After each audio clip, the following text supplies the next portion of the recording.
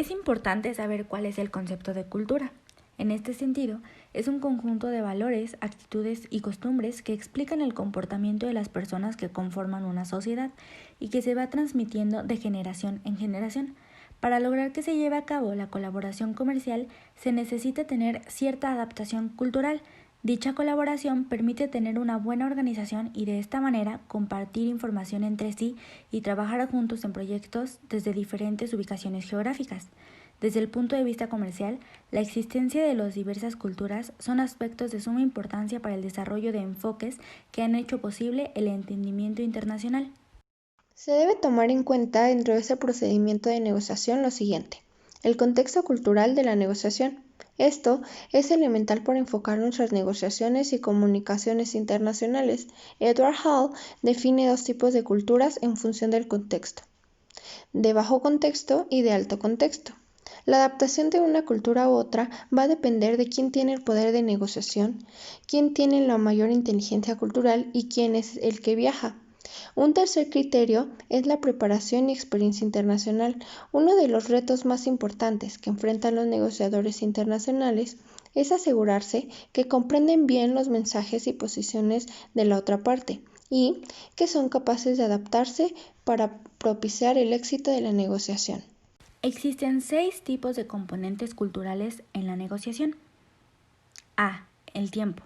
B. Relaciones interpersonales. C. El estatus socioprofesional. D. La argumentación. E. Acuerdos y concesiones. F. Toma de decisiones.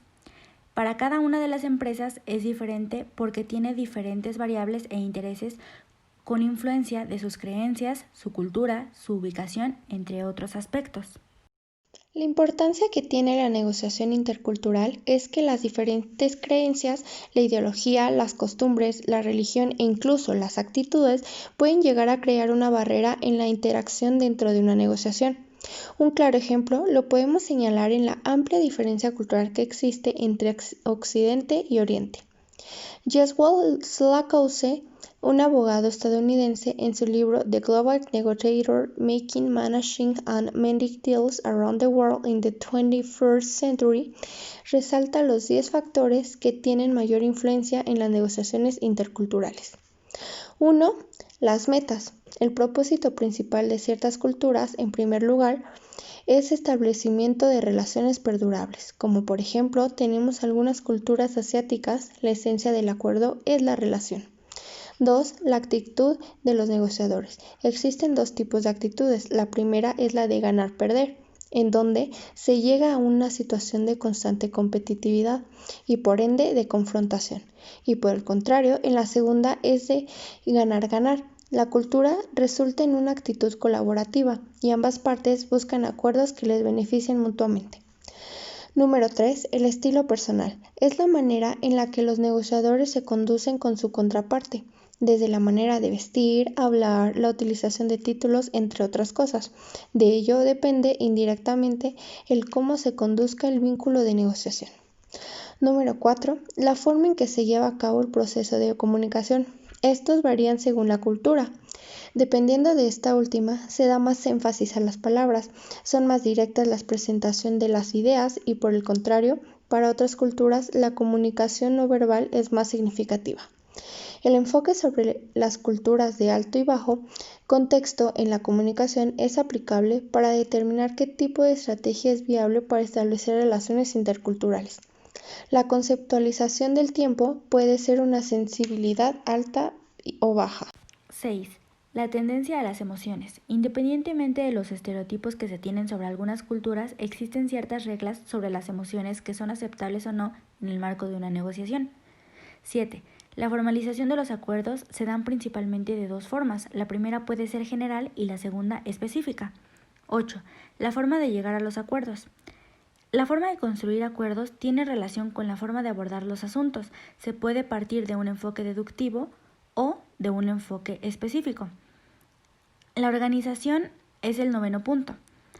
Es importante conocer la estructura del equipo de la contraparte, es decir, si las decisiones son sometidas a consenso o no. 10.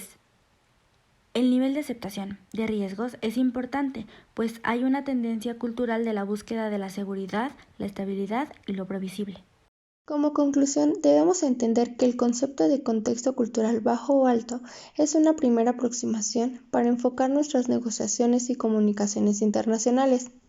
Por lo tanto, resulta evidente que pensar que una persona de contexto cultural bajo se sentirá cómoda negociando con otra de su contexto cultural similar y no tan cómoda con una persona de una cultura contextual elevada. En todo caso, en función de nuestro contexto cultural, deberemos enfocar nuestras relaciones de forma diferente si negociamos con personas de cultura contextual similar o diferente. Como ejemplo, tenemos los países árabes.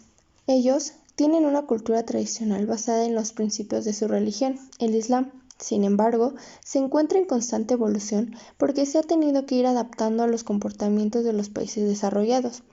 Un aspecto clave dentro de los negocios es saber que la cultura y la religión son inseparables, por lo que el negociador extranjero debe conocer y respetar sus principios.